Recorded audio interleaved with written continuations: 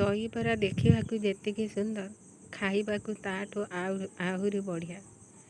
ସକାଳ ହଉ ବା ସନ୍ଧ୍ୟା ହଉ କି ବା ମଧ୍ୟାହ୍ନ ହଉ, ସବୁଥିରେ ଦହିବରା ଖାଇବା ପାଇଁ ବହୁତ ଭଲ ଲାଗେ। ଆଉ ବିଶେଷ କରି ଖରା ଦିନରେ ଦହିବରା ଖାଇବାର ମଜା କିଛି ଅଲଗା ଥାଏ। ନମସ୍କାର, ଜୟ ଜଗନ୍ନାଥ। ସମସ୍ତଙ୍କୁ ସ୍ୱାଗତ ଜଣାଉଛି ମୋ ଚ୍ୟାନେଲ ରଶ୍ମି କିଚେନକୁ। ଆଜି ମୁଁ ଆପଣମାନଙ୍କ ସହିତ ସେୟାର କରିବି ଦହିବରାର ରେସିପି। ତେବେ ଚାଲନ୍ତୁ, ଭିଡ଼ିଓ ଦେଖିବା ପୂର୍ବରୁ ମୋ ଚ୍ୟାନେଲରୁ ଯଦି ନୂଆ ଅଛନ୍ତି ପ୍ଲିଜ୍ ଚ୍ୟାନେଲଟିକୁ ସବସ୍କ୍ରାଇବ୍ କରିଦେବେ ଆଉ ପାଖରେ ଥିବା ବେଲ୍ ବଟନକୁ ଦବାଇବେ। ଦବାଇବା ଫଳରେ ନୂଆ ନୂଆ ଭିଡ଼ିଓ ଆପଣମାନେ ପାଇପାରିବେ। ଭିଡ଼ିଓ ଭଲ ଲାଗିଲେ ଲାଇକ୍ କରିବେ, ସାଙ୍ଗମାନଙ୍କ ସହିତ ସେୟାର କରିବେ। ଆଉ ଦହିବରାର ରେସିପି କେମିତି ହେଇଛି ନିଶ୍ଚୟ କମେଣ୍ଟ ବକ୍ସରେ କମେଣ୍ଟ ଦେବେ। ଆଉ ଭିଡ଼ିଓକୁ ସମ୍ପୂର୍ଣ୍ଣ ଦେଖନ୍ତୁ। ତେବେ ଚାଲନ୍ତୁ ଦହିବରା ଷ୍ଟାର୍ଟ କରିବା। ବିରି ବରା ପାଇଁ ମୁଁ ଏଠି ନେଇଛି 2 କପ୍ର ବିରି, ମାନେ ଏଇଟା 300 ଗ୍ରାମ ହେବ ଓଜନରେ କହିଲେ। ମୁଁ ଏଇଟା 5 ଘଣ୍ଟା ବତୁରେଇ ଦେଇଥିଲି, ଆଉ ବତୁରି ବି ଯାଇଛି ଦେଖନ୍ତୁ। ଆଉ ତାକୁ ଭଲକି ଧୋଇ ଦେଇଛି। ଏବେ ଗ୍ରାଇଣ୍ଡର ଜାରରେ ଦେଇକି ତାକୁ ପେଷି ନେବା। ଏଇଠି ଦେଖନ୍ତୁ ବିରିକି ମୁଁ ସବୁ ପେଷି ଦେଇଛି। ବିରିକୁ ମୁଁ ଭଲକି ଗ୍ରାଇଣ୍ଡିଙ୍ଗ କରି ନେଇଛି। ଆଉ ତାକୁ ହାତରେ 5-10 ମିନିଟ୍ ହାତରେ ଫେଣେଇ ଦେଇଛି ବା ଘାଣ୍ଟି ଦେଇଛି। ଭଲକରି ଘାଣ୍ଟି ଦେଲେ ଆମର ବରାଟା ନରମ ଆସିବ। ମୁଁ 1 ଇଞ୍ଚର ଅଦା କୋରିକି ଦେଇ ଦେଉଛି। ଏଇଠି ଦେଇଦେବା ସ୍ୱାଦ ଅନୁସାରେ ଲୁଣ, ଆଉ ଏଇଠି ଦେଇଦେବା କିଛି ଜିରା। ଏଇଠି ଟିକେ ନାକୁ ସୋଢ଼ା ଦେଇଦେବା। ଖାଲି ବରା ହେଇଥିଲେ ସୋଢ଼ା ଦେବାକୁ ପଡ଼ିନଥାନ୍ତା, ଯେହେତୁ ଆମେ ଦହିବରା କରିବା ସେଥିପାଇଁ ଦେଉଛି। ଏବେ ସବୁ ଦେଇଦେଲେ, ଟିକେ ଦେଇଦେବା ଭୃଷଙ୍ଗ ପତ୍ର, ବେଶୀ ଦେବାନି। ଏବେ ସବୁ ଭଲକି ଫେଣ୍ଟି ନେବା। ଏଠି ଦେଖନ୍ତୁ ମୁଁ ଭଲକି ଫେଣ୍ଟି ଦେଇଛି। ଆଉ କଞ୍ଚା ଲଙ୍କା ବି ପକାଇଛି, ସେଇଟା ମୁଁ ଦେଖିବାକୁ ଭୁଲିଗଲି। ଆଉ ଏକୁ 10ରୁ 15 ମିନିଟ୍ ଆମେ ରେଷ୍ଟ ଦେବାକୁ ଛାଡ଼ିଦେବା। ଏଇଠି 10-15 ମିନିଟ୍ ହେଇଗଲାଣି ବିରି ଗୋଳେଇବାର। ଏବେ ମୁଁ ଗୋଟେ କଢ଼େଇ ନେଇଛି, ସେଥିରେ ତେଲ କିଛି ଦେଇଦେଇଛି। ଆଉ ତେଲ ତ ଗରମ ହେଇଗଲାଣି। ଏବେ ଆମେ ବରା ଗୁଡ଼ିକୁ ଏମିତି ଛାଙ୍କିଦେବା। ପାଣି ହାତ ହେଇକି ଏମିତି ଗୋଟେ ଗୋଟେ ପକାଇବା ଏଇ ତେଲରେ। ଏମିତି ସବୁ ଛାଙ୍କିବା।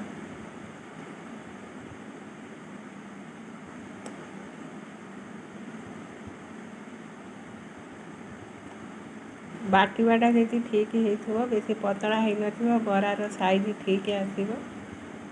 ଆପଣମାନେ ସବୁବେଳେ ବିରିକୁ ଛୋଟ ଜାରରେ ବାଟିବେ। ଛୋଟ ଜାରରେ ବାଟିଲେ ବିରି ପତଳା ହେବନି, ଠିକ୍ ହେବ ମାପ। ଦେଖନ୍ତୁ ମୋର ଠିକ୍ ହେଇଛି, ସେଥିପାଇଁ ବରା ଗୁଡ଼ିକ ସାଇଜ୍ ହେଉଛି।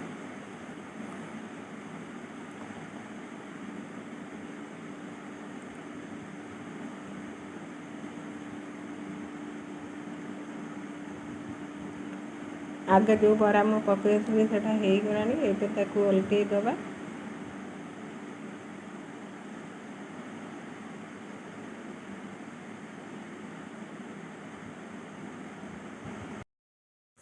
ଏଠି ବରାକୁ ଓଲଟେଇ ନେବା। ଆଉ ମିଡ଼ିୟମ୍ ଫ୍ଲେମ୍ରେ ରଖିକି ତାକୁ ଏପଟ ସେପଟ କରିକି ଏମିତି ବରାକୁ ହବା ଯାଏ ଛାଙ୍କିବା। ଏଇଟା ହେଇଗଲାଣି। ଏକୁ ଗୋଟେ ପ୍ଲେଟ୍କୁ ମୁଁ ବାହାର କରିଦେଉଛି। ଆଉ ଗୋଟେ ପାତ୍ରରେ ପାଣି ନେଇଯିବା। ଆଉ ଏଠୁ ତେଲରୁ ବାହାର କରିକି ବରାକୁ ଆମେ ସେଇ ପାଣିରେ ବତୁରେଇ ଦେବା। ବତୁରେଇ ଦେଲେ ଆମର ବରା ଗୁଡ଼ିକ ଫୁଲିଯିବ ଆଉ ନରମ ବି ହେଇଯିବ। ଦେଖନ୍ତୁ ବରାର କଲର୍ କେମିତି ହେଇଛି। ଏଇ ଟିକି ବରାକୁ ଆମେ ଦେଇଦେବା ଗୋଟେ ଅଗ୍ନିକୁ। ଏଇ ଦେଖନ୍ତୁ ମୁଁ ପାଣି ରଖିଛି, ଆଉ ଏ ବରାକୁ ସେ ପାଣିରେ ଦେଇଦେବି। ଆଉ ବାକି ସବୁ ବିରିକୁ ଆମେ ଏମିତି ବରା ସବୁ ବନେଇଦେବା। ଦହିବରା ବନେଇବା ଖାଇବାକୁ ଯେମିତି ଟେଷ୍ଟ, ବନେଇବା ବି ସେମିତି ସହଜ ହୋଇଥାଏ, କିଛି ପରିଶ୍ରମ ନାହିଁ।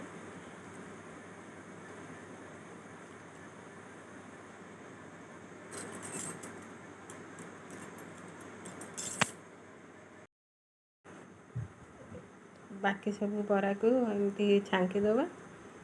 ଆଉ ଯେଉଁ ବରା ପାଣିରେ ପକାଇଥିଲେ ତାକୁ ଦେଖିବା, ସେ ପୁରା ନରମ ହୋଇଗଲାଣି।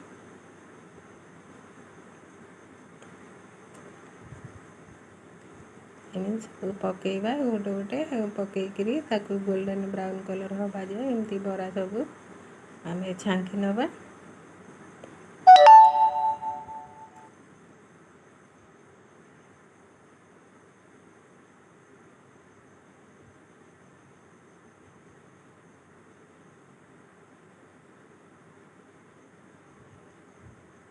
ନିଶ୍ଚୟ ଏମିତି ଘରେ ଏଇଭଳିଆ ବରା ବନାନ୍ତୁ।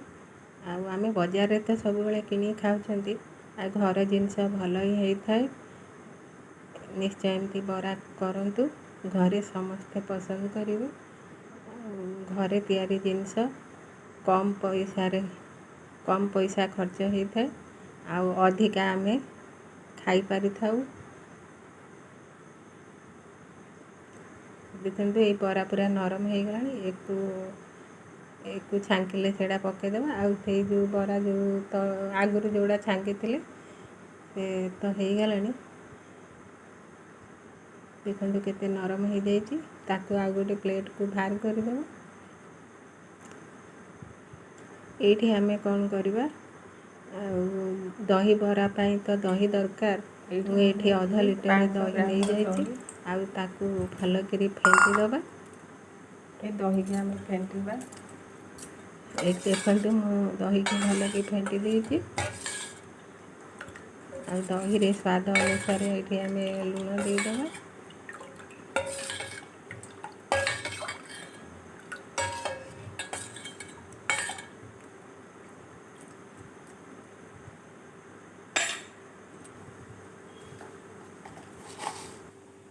ଲୁଣ ତ ଦେବା। ଆଉ ଚିନି ମୁଁ ଗୋଟେ ଚାମଚ ଦେଇଛି। ଚିନି ପକାଇଲେ ଆମ ବରା ନରମ ହେଇଥାଏ, ଆଉ ଦହିବରାଟା ବି ଟେଷ୍ଟ ଲାଗିଥାଏ।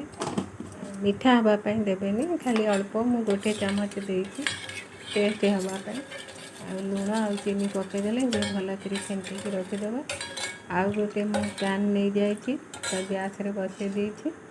ଆଉ ଏଠି ମୁଁ ଗୋଟେ ଚାମଚ ସେଇ ତେଲ ଦେଇ ଦେଉଛି। ଆଉ ଏଇଠି ମୁଁ ରଖିଛି ଜିରା ଆଉ ସୋରିଷ, ଶୁଖିଲା ଲଙ୍କା, ତାକୁ ଦେଇଦେବା। ଆଉ ଫୁଟିବା ପାଇଁ ଛାଡ଼ିବା।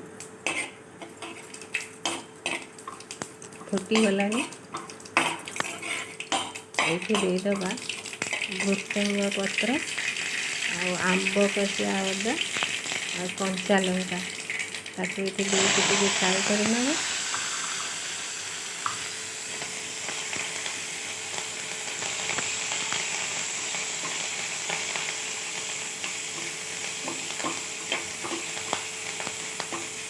ବାସ୍ ଆମର ଦହିବରା ତ ରେଡ଼ି ହେଇଗଲାଣି।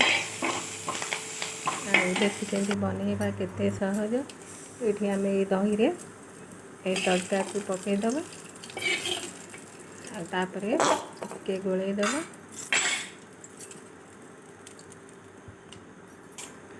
ଆଉ ଭିଜେଇ ରଖିଥିବା ବରାକୁ ଆ ଉପରେ ଦେବା। ଆଉ ଟିକେ ପାଣି ଲାଗିଯାଇଥିବ, ତାକୁ ଟିକେ ହାତରେ ଟିକେ ଚିପି ଦେବା, ପାଣି ବାହାରିଯିବ। ଦେଖନ୍ତୁ ବରା କେତେ ସଫ୍ଟ ହେଇଛି। ଏମିତି ସବୁ ବରାକୁ ଆମେ ସେ ଦହିରେ ପକାଇଦେବା। ଦହିବରା ତ ମୋର ଭାରି ପସନ୍ଦ। ଆପଣମାନଙ୍କର ଯଦି ପସନ୍ଦ, ନିଶ୍ଚୟ ଏମିତି କରନ୍ତୁ ଆଉ ଖାଆନ୍ତୁ। କମେଣ୍ଟ ବକ୍ସରେ ନିଶ୍ଚୟ କମେଣ୍ଟ ଦିଅନ୍ତୁ।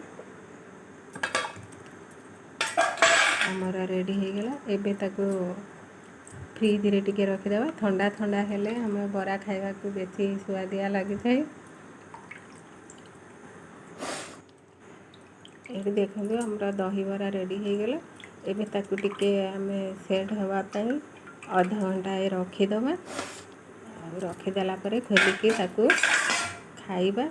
ଦେଖନ୍ତୁ ଆମର କେମିତି ହେଇଗଲା। ଦୋକାନଠୁ ବି ଆହୁରି ଭଲ ବରା ବନିଛି ଆଉ ଭଲ ବି ଟେଷ୍ଟ ହେଇଛି। ମୁଁ ଆପଣମାନଙ୍କୁ ଦେଖାଉଛି ଗୋଟେ ପ୍ଲେଟ୍କୁ ନେଇକି କେମିତି ହେଇଛି ଦହିବରା। ଦେଖନ୍ତୁ କେତେ ଜୋରେ ଦହିବରା ଆମର ଫୁଲକା ଫୁଲକା ହେଇଛି।